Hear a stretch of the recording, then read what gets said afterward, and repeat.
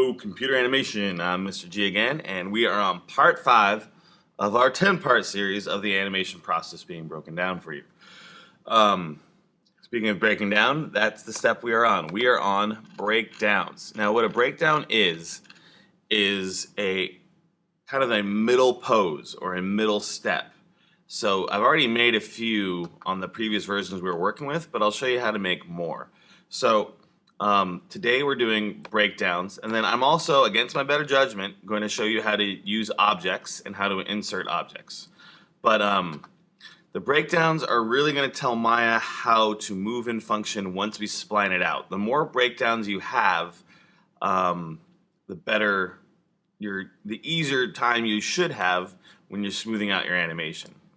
So your goal for this is to make a breakdown for between, I should say, every existing step or pose.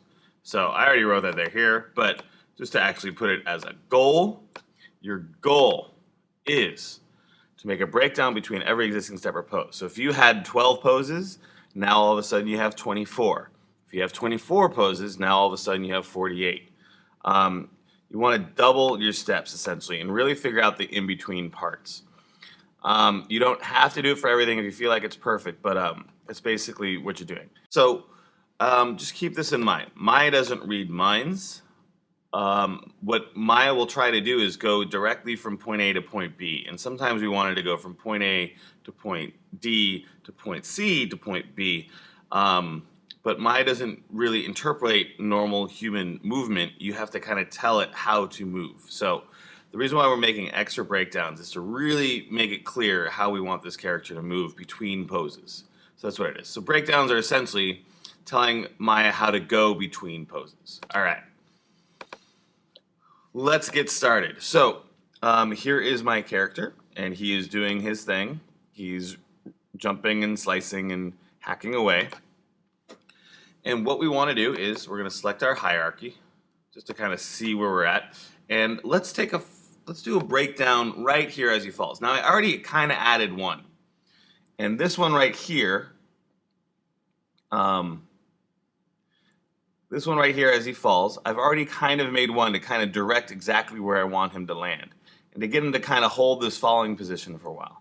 I'm going to make an additional breakdown, and it's going to be right between, it's only 2 frames long between the two, but it's really going to help with his landing. So him falling here and him hitting here, his legs are going to move too much, right? This leg is going to branch out a little too quickly to there. Now I can also move this step around. I might give a little more space to here. So I might give it, now it's on 22, so now I'll take this frame, there we go. I'll make a 3-frame breakdown. So this will just help direct where exactly I want him to fall. So I'm going to grab his, on the right frame, my auto key is on so I don't have to press S.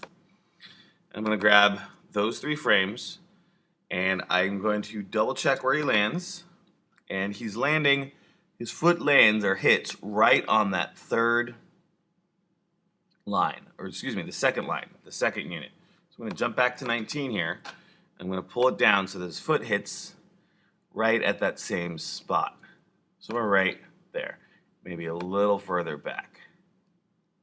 All right, and what this will do is this will make this foot really hit hard and really make sure it's hitting the right spot. Something like that. And then I'm going to bring down the toe so it's flat for a second. And what this will do is when you see it splined out, it'll really make it look like he's hitting the ground and really kind of falling into this next pose, right? So it really kind of falling some more. First foot hits, I'm going to lean him forward and kind of guide it, and then second foot hits like that. So it really kind of generates this momentum. So I'm just going to give a few more adjustments on this pose, but this is so that it looks like the ground hits that, looks like this foot hits the ground really hard, and then I'm just kind of readjusting to make it really look like he's gonna flop into the ground. So this will just all help exaggerate the movement a little bit more. Now I don't need to do much else. It's really just making sure that foot hits that spot first, and then it'll make it look like he's really kind of, this foot hits, which causes him to generate that momentum forward. Maybe I'll arc his hat a little bit more. No, sure, just a little bit more before he gets going. Something like that. All right, so that's one breakdown. So now I have, essentially, it used to be just this pose, him falling up in the air, and then this pose. It used to go from here to here.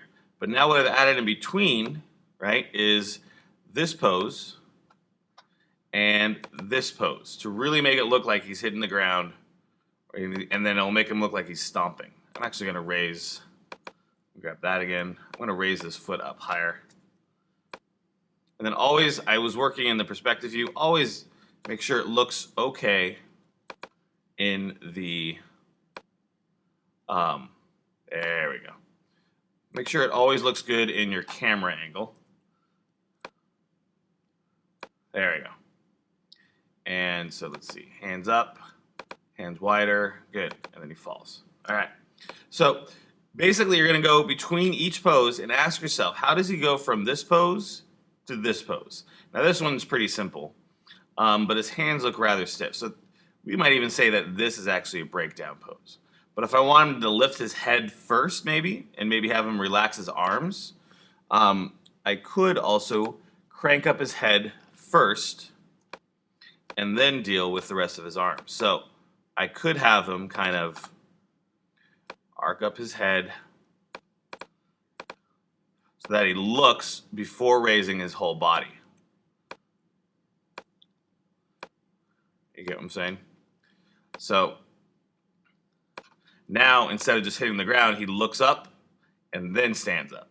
Right. All right, so I've already made 2 other breakdowns, as you've seen through my timing, but I just wanted to clarify what those were. So this was an original pose in my drawing, and this was an original pose in my drawing, right? But Maya didn't know how to go from here to here, and if I were to spline it out, it would look very choppy. So what I did was I added 2 more poses. I have him stepping up, and then I have him reaching out. Up and out. So it's a very dramatic arch as he grabs it. He's not doing a direct arch, he's really swinging his arm around. So this pose and this pose are also considered breakdowns. So originally I had that pose and this pose, that pose, and in between it, I created 2 more. So what I want you to do is I want you to go through the entire pass and really decide, do I really understand how he gets from point A to point B? And if not, I have to make some sub positions or some sub steps. So think of this as sub steps. Another thing you can do is if he's holding a pose for a really long time, you can really kind of make your life easier by giving him just a few subtle shifts, and that will kind of create like a little bit more of a rocky motion. So he's not perfectly statuesque as he holds his sword. He's kind of swaying about a bit, which is good. Which won't make him, basically you're trying to avoid him from being stiff. So if you have a pose for a really long time, you might want to consider putting in a slightly different pose for these actions. So let's see here. I have, this is his original Kung Fu pose, and I'm actually going to switch his head so he's looking more at the sword, like he's admiring his amazing sword. And then on my new in-between, which is right here where I straighten him out a bit on 90, I'm going to have him look at like, oh, there's something I need to attack. So on pose 90, I'm going to have him change dramatically where he's looking and how he's doing it.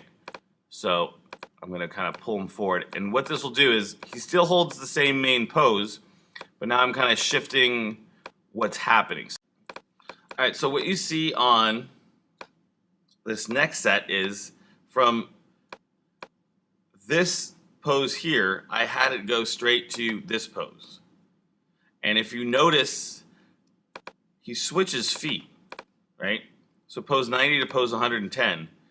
He's standing on his right foot, his left foot is up, and then on the next pose I made, his left foot is the one on the ground, and his right foot is lunged forward.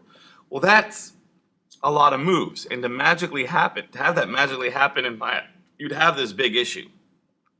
So what I had to do was I had to give him some extra keyframes. So another breakdown I made was he's on this pose, and then he had to put his left foot down, and so then he kind of put his right foot in ready position, and then he stepped up with his right foot, ready to attack, and then lunge forward. So sometimes it's even better to put two breakdowns in the middle of a pose, right? So originally, again, it was this to this, and so what I did was I added two more poses to make this make more sense. So he went from here, and then he swapped his feet to another pose, and then struck. Otherwise, it's not going to look good. So you kind of have to anticipate how he's going to move. So if you don't have him stepping up and down, and his supporting feet are changing the position, that's something you need to look out for. So as you see, he's kind of marching between these poses. But originally that was not there. It was this pose to this pose. So I had to figure out how to get him in between. All right. And then as he moves along, he steps back to this strike. So all you have to do now is go through all your poses and ask yourself, if he's here and the next pose is here, how did he get there? And add in-betweens. So I added two more poses in between. All right. That's part one. Go through your entire sequence, your entire timeline, and add more poses. Really add the poses in between, break them down. You'll find how quickly it goes. Really just kind of ask your questions. How does it get from this pose to this pose? Now, the other thing I was going to show you really quickly is how to add an object and how your character can interact with an object. Now keep in mind, doing this now, you'll have to adjust the timing of the object as well as everything else that happens. So you might want to add it later, but I'm going to show you how to do it right now. So I'm going to get rid of my old, I'm going to leave this object here for a second, but I'm going to insert the new object. I'm going to take a sword that a student has made, Alex Freeman has made, and drop that sword in there. It's a rather big sword.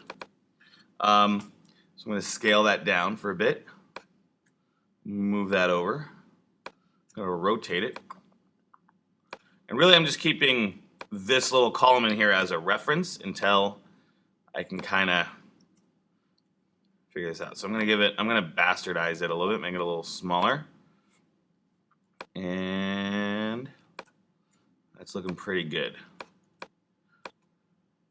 There. So it's a short sword.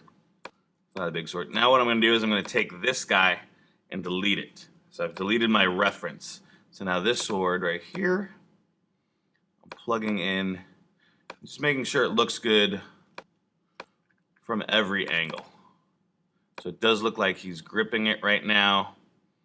That's pretty good. All right. And then up in the air, Link has another sword, which is right here. I'm going to delete it. Now, I've warned you once, I'm warning you again one more time.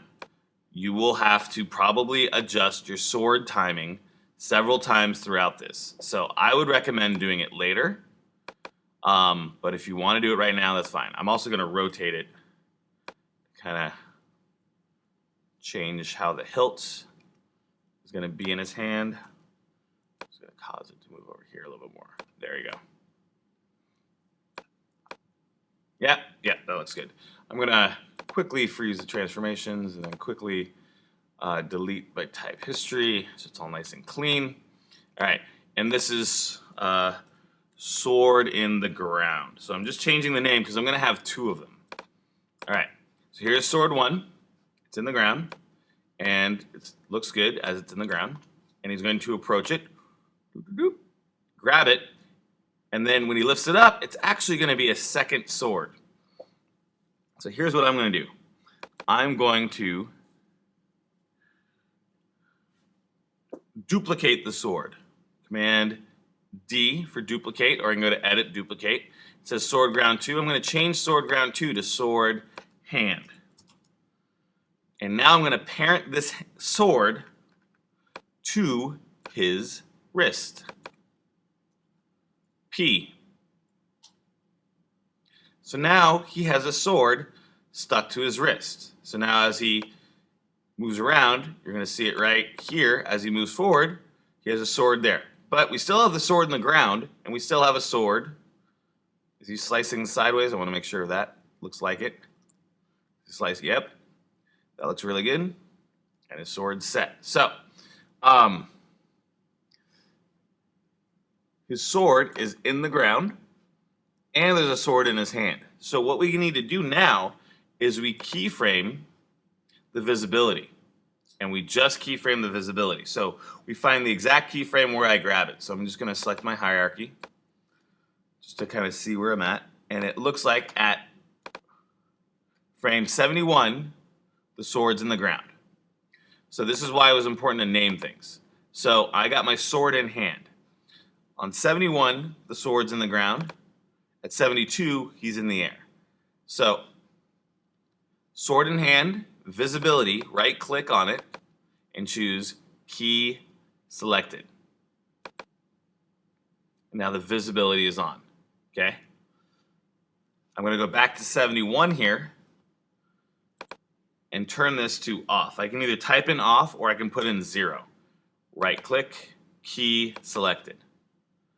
So now the sword is there. It's just not visible until he's holding it up there. And you know it's the one I selected because it's the one that's in green. I got to do the opposite to the sword in the ground. So at frame 71, the sword in the ground is visible. So I'm going to right click here, key selected, and then at 72, I'm going to turn it off. I'm just typing 0 for off, key selected. So now, it's really a magic trick, right?